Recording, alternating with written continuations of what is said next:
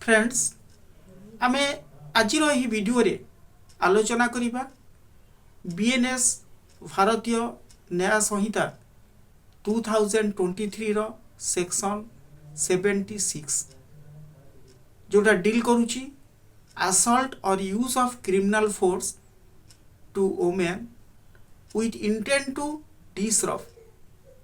Disrobe means होची undress जोटा आपणकर सेक्शन 354 रो बी आईपीएस रे डील करूथला वर्तमान 76 बीएनएस रे से सेक्शन टे रहूची से रिलेटेड आमे जानिबा निहाती दरकार जदि कोनोसी स्त्री लोक को क्रिमिनल फोर्स यूज करिबा बा ताकू असल्ट करिबा एवं उद्देश्य थिबो कि ताकू नेकेट करिबा पई कि उल्लंघन करिबा पई कि बा अनड्रेस करिबा पई कि जोटा डिसरप्ट रो मीन्स होची ताले कोन हबो ना तार पनिशमेंट मध्ये रहूची minimum punishment 3 years maximum punishment होची अप टू 7 इयर्स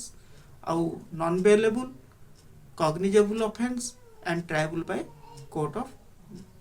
सेक्शन आसंतु डिटेल्स जानिबा एवं अनुरोध करिबे आपण माननकु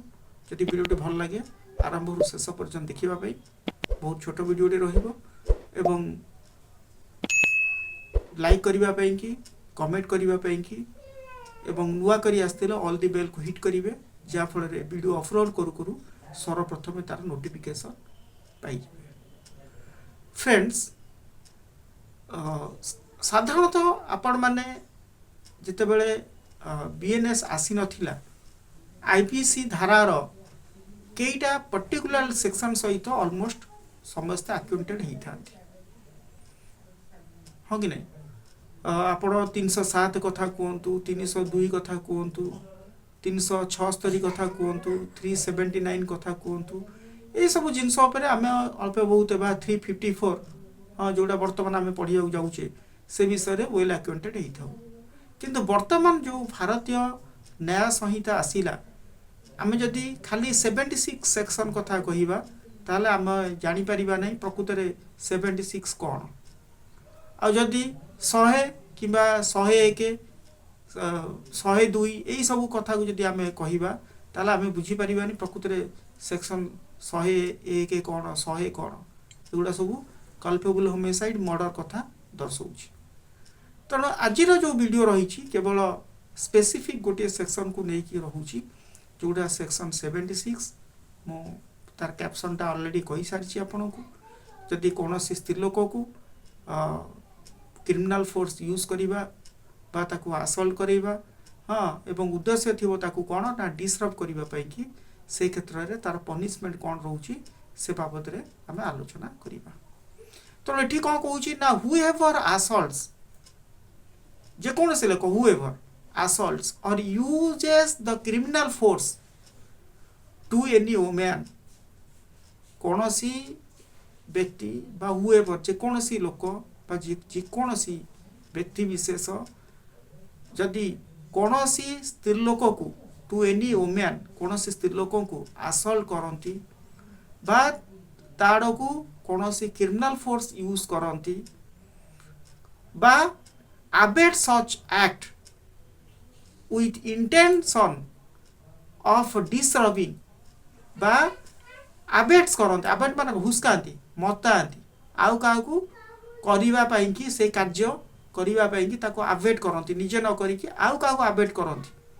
हाँ abat such act से act करने कि abat करती को act use the criminal force बा assaults करने कि ताको हुस्काती with कौन इंटेंशन थी with the intention of disrobing ताकू नेकेट करिया पई हाँ उल्लंघन करिया पई और compelling her to be naked नहले ताकू बाध्य करंती से स्त्री लोक को तू उल्लंघन हो to be naked shall be punished कौन दंड पाइबो with the imprisonment of either description for a term which shall not be less than 3 years shall be punished केमती पनिशमेंट हबो either the description for a term which shall not be it shall लगी छी friends shall not be less than 3 years 3 वर्ष रु कम होबनी 3 वर्ष रु अधिक हबो but which may also extend to 7 years ताकू मध्य 7 वर्ष पर्यंत एक्सटेंड करा जाई पारिबो माने तार पनिशमेंट मिनिमम टा रहउची 3 वर्ष मैक्सिमम टा पनिशमेंट रहउची 7 वर्ष and shall also be liable to fine एवं ताकू मध्य फाइन र बंदोबस्त मध्य करा जिवो तनो ऑफेंस टा होची कॉग्निजेबल ऑफेंस जोडा कोन आउ नॉन बेलेबल आउ नॉन कंपाउंडेबल आ triable by court of section मु पूर्व वीडियो रे कॉग्निजेबल ऑफेंस आउ नॉन कॉग्निजेबल ऑफेंस कहिछि जोडा कॉग्निजेबल ऑफेंस रे विदाउट वारंट रे पुलिस अरेस्ट करिवो जोडा होची कॉग्निजेबल ऑफेंस कौन कहला whoever assaults or use of criminal force to any woman to disrobe or abet such act with intention of disrobing or compelling her to be naked shall be punished with the imprisonment of either description for the term which shall not be less than 3 years and also extends up to 7 years and shall also liable to be fined. Okay friends, यदि video भल लगी ता like share comment और subscribe करिवे. Thanks for watching my video.